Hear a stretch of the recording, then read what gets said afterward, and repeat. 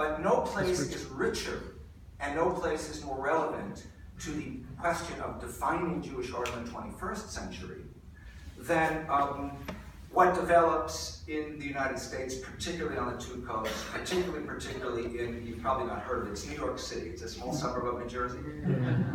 And among other things, there's a whole group devoted to the question of how Jewish artists make art that might be construed as Jewish in different ways, called the Jewish Art Salon, which is not news to most of you. One of its principals is Richard McBee, from whom you'll hear after lunch. And Richard did a whole series that dealt with Genesis 22, the binding of Isaac. This is just one of them. What's missing? There is no ram. There is no bush.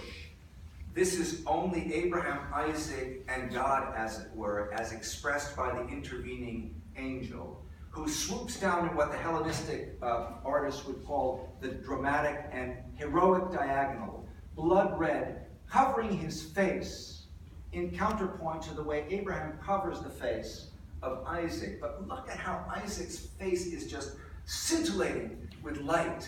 Your eye is driven to Isaac's face, that whiteness from between his father's fingers. Isaac, who in the narrative gets squeezed between Abraham and Jacob, has been elevated here to what he is, which is really the central figure. It's not just Abraham who has faith, but Isaac has faith. When he asks, where's the animal for sacrifice? And Abraham says, well, the Lord will provide. Fine. But once he's tied up, and his tushy is getting warm from the fire, and his father stands over him with a knife, isn't that the moment to say, Papa, you sure you know what you're doing? He doesn't.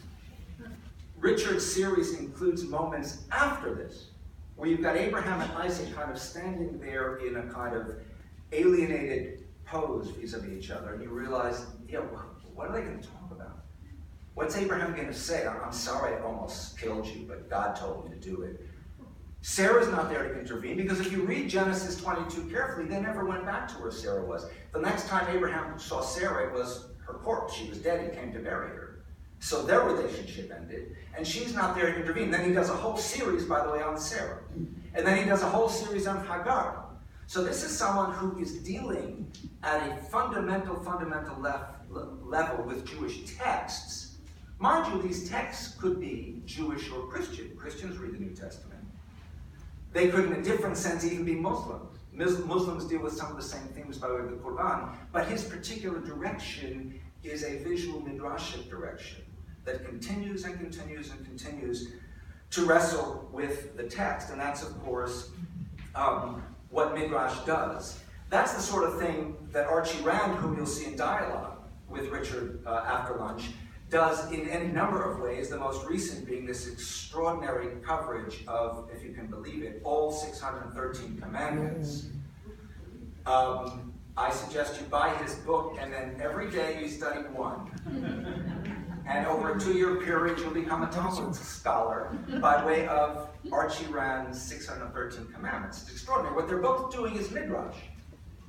And what Yona Verwer does in this particular image, which comes from a series called the Kabbalah of Bling, is on the one hand to deal with that more intense version of midrash that we call mysticism, where the goal is really to become filled with godness. And Kabbalah is the central phase in the history of Jewish mysticism that focused on that, from Merkava to Kabbalah to Hasidut. But she has played with that. She's played with the six-pointed star, in this case as a hexagon. And she's played with it in terms of bling, which is the opposite, right? It's as banal and as much connected to this reality and as banal a way as you could hope to have, The opposite of what mysticism is all about. Amulets protect you. And one direction that Kabbalah takes in its late phase and on to Hasidut is amuletic protection. It borders from mysticism onto magic.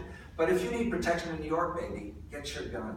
And that's what Yona has done. So she's played and punned both on elevation and banality on the one hand, and on the different modes of needing protection from what and from whom on the other hand. And what she and Archie and Richard have in common is that they deal in various ways with figurative representation. But contemporary Jewish arts can also deal in complete abstract ways. Robert Kirschenbaum, who is here, is also a visual midrashist, but in completely abstract terms.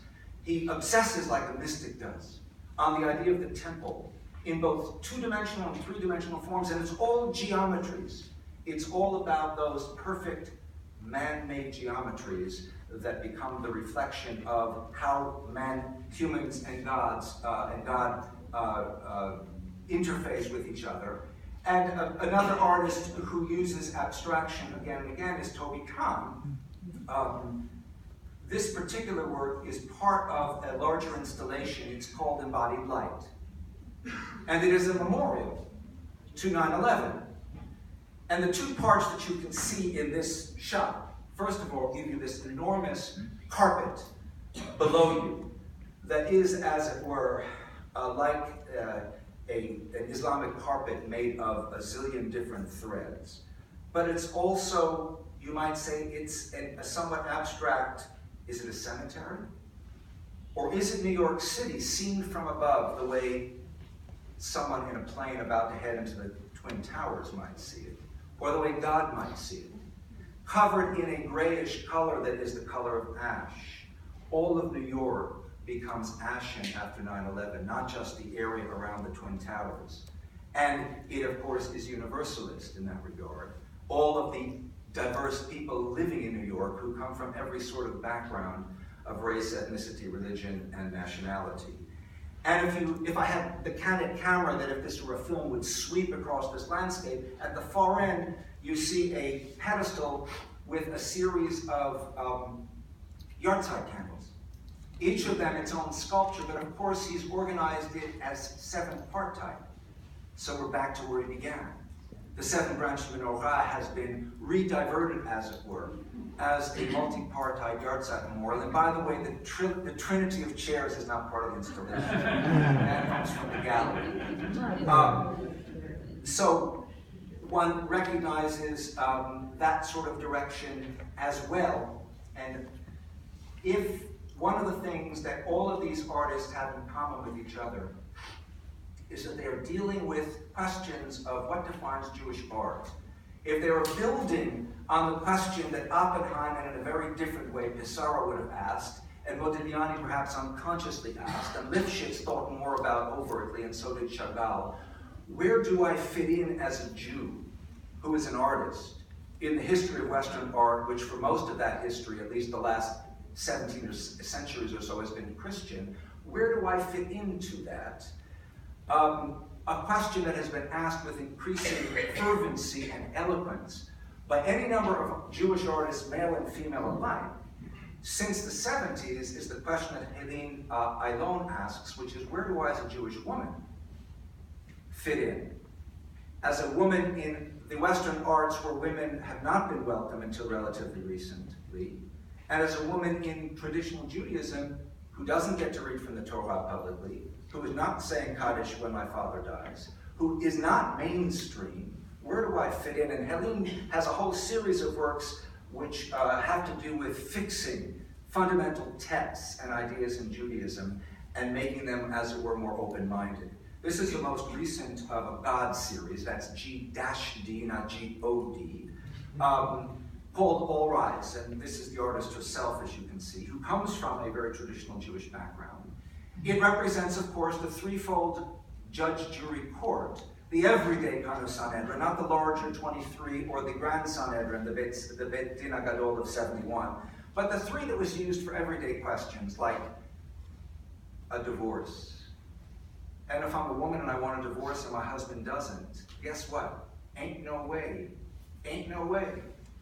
There was someone the Israeli courts threw into prison, and he died eventually there. He would not give his wife a divorce, and they would not abrogate traditional Jewish law by allowing her to have the divorce. She asked the rhetorical question, what if there were women on these Batei Din? Would that change things? And that's what you see here, from herself, from the image of herself to the pink flags, to the pink materials that are part and parcel of this installation.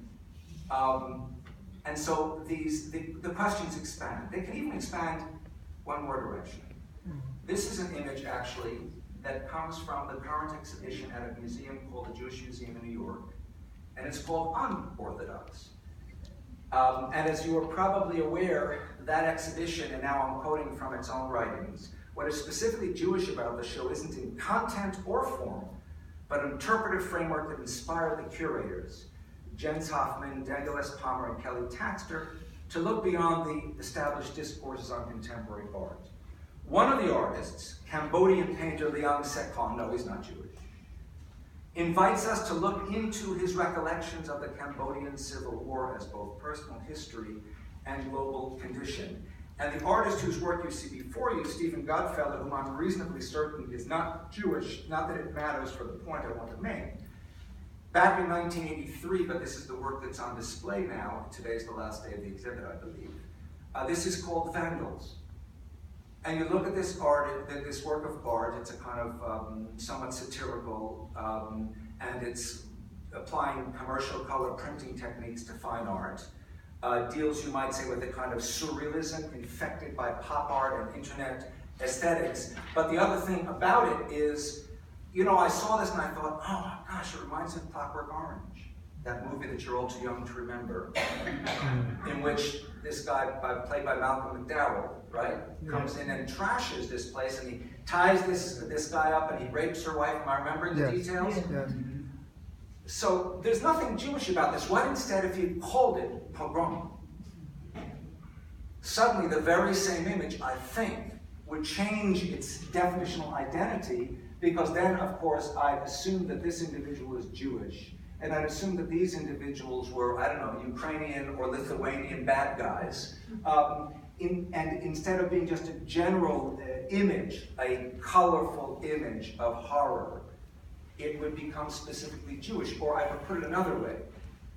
It has been stated that after the Holocaust and after Hiroshima and after Nagasaki, where we have the ability to destroy all of us, all of the human race, everyone becomes a Jew.